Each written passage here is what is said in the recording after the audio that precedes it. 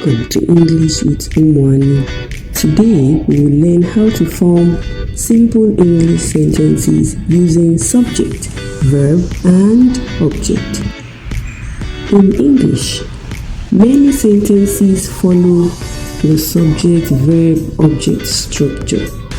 The subject is the person or thing doing the action. The verb is the action. The object is the person or thing receiving the action. Let's look at some examples. She eats an apple. She is the subject. Eat is the verb. An apple is the object. So let's talk about two sentences. Type of sentence: positive and negative sentences. Positive sentences tell us that something is true.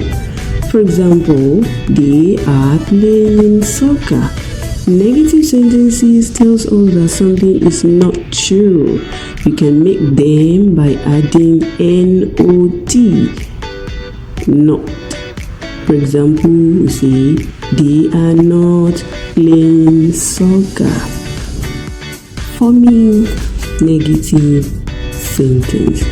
In the present simple tense, we use do not or does not to form negative sentences. For example, I don't like spinach, or she doesn't play tennis. This is all for today. Click on the next video to watch out for part 2. Don't forget to like, share, and comment. Bye.